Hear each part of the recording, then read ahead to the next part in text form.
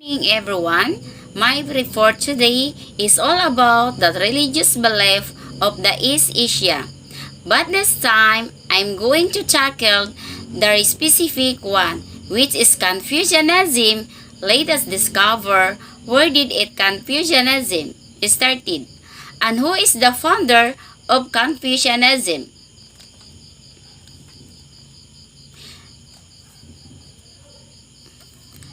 Confucianism is Asia. East Asia have typically embraced a variety of religious traditions, and one of these is Confucianism. Throughout East Asia, the thread of Confucianism shows prominently and for centuries has been providing the ethical foundation of the East, from early childhood until death. According to Confucianism, when individuals learn more deeply what it is to be human, then families and governments are improved, and ultimately humanity itself is improved. Likewise, the individual moves closer to realizing the full potential of human happiness. This slide shows that the thread of Confucianism, which is used remarkable and stated there that within the centuries, it is been provide an ethical basis of the East. Origins. Confucianism all started with Confucius. Confucius, the master, is more correctly known as Kongqiu or Kong Fuzet. 551 or 479 BC, he was the founder of a way of life, philosophy, or which was in eastern China, with a section of a coast along the Yellow Sea. Although the master was honored as a sage in his own time, and his throne built for him upon his death, the religion based around him died out of the end of the Zhou dynasty. During the Qin dynasty, the first emperor persecuted Confucian scholars. Confucianism survived, however, and was survived in about 195 BC in the Han dynasty. However, and was revived in about 195. He is also known as China's first teacher. During his lifetime, he was mastered different arts, and these are archery, charioteering, calligraphy, and mathematics. He also believes that one can discover what it is to be human through learning, that only through learning to be human can one possibly mature toward greater well-being. Confucianism. Confucianism has 4 books. Analects, a compilation of speeches by Confucius and his disciples, as well as the discussions they held. Since Confucius' time, the Analects has heavily influenced the philosophy and moral values of China, and later other East Asian countries as well. Mencius, a collection of conversation of the scholar Mencius with kings of his time, in contrast to the saying of Confucius, which are short and self-contained. It consists of long dialogues with extensive prose. Books continue. Great Learning. Originally one chapter in the Book of Rites, it consists of a short main text attributed to Confucius and 9 commentary chapters by Zheng Zai, one of Confucius' disciples. Its importance is illustrated by Zheng Zai's foreword that this is the gateway of learning. It expresses many dens of Chinese philosophy and political thinking, and has therefore been extremely influential both in classical and modern Chinese. Doctrine of the Man.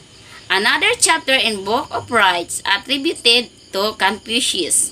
grandson Zizai. The purpose of this small 33-chapter book is to demonstrate the usefulness of a golden way to gain perfect virtue.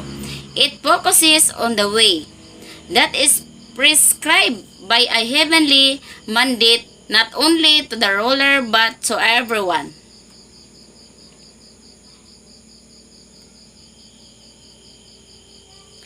Confucianism terms. Though literally means the way, in Confucianism, it refers to the moral order that permits the universe and is thus the way that should be followed. In other words, Tao in Confucianism is kind of like a code or behavior that is in harmony with the natural order of the universe. Chanzu is a person with perfect moral character, a mature person or gentleman. It is reference to a person with such abundant virtues that he is able to contribute to the improvement of society. It can also be said to embody spiritual perfection in the Confucian sense. Zen. Confucianism, supreme virtue, often translated as godness, love, or benevolence. It is a perfect form of benevolence doing one's best to treat others as one would wish to be treated. It is the central component of a perfect moral perspective. Shu, the nation of Shu is about empathy towards others and being able to appreciate what the other person in the opposite role would desire. For example, if we do not wish to be harmed, then we should not harm others. Ally, behaving properly even when performing apparently mundane routines, carries at all times the significance of a sacred ritual when involves acquiring skills of behavior which are categorized as cultural arts. 3. Refers to what might be called moral power. It is about what a true leader needs in order to be able to lead and to create a good and just society. It is their ability to set a good example for a people and rule them in a proper way.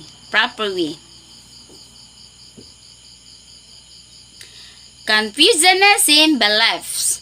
Confucianism envisions the grand harmony among the human relationships, and this vision is emphasized by the doctrine of the 5 constant relationships: parent and child, husband and wife, fit between friends, precedence of old over the young, ruler and subject. Confucianism also believes in selfhood. The selfhood in Confucianism is all about the regarding ourselves first and foremost as a center of human relationship, rather focusing in our individuality. And through that relationship, we determine our self-identity and therefore able to uniquely understand the human condition. Belief continue. Family. It focuses in the primary virtue of being filial to one's elder or to act in a way suitable for a son or daughter. That one's relationship with family members is defined by respecting and being patient towards each other. In other words, it is about building a strong family bond. Nation. Confucianism also believes that government should offer their best in ensuring that happiness of the people and the ongoing improvement of society. In short, intelligent government. Heaven. Confucianism also believes in heaven. Confucius himself believed heaven as a vital fact of reality, and that at the age of 50 he had understood the mandate of heaven or the divine rights of kings.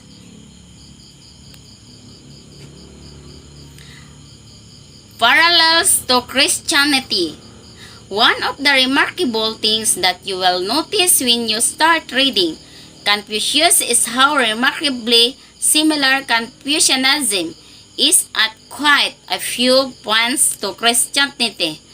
Belief in heaven, leadership through example not coercion, importance of family, a king of golden rule, harmonious relationship, the concept of filial piety.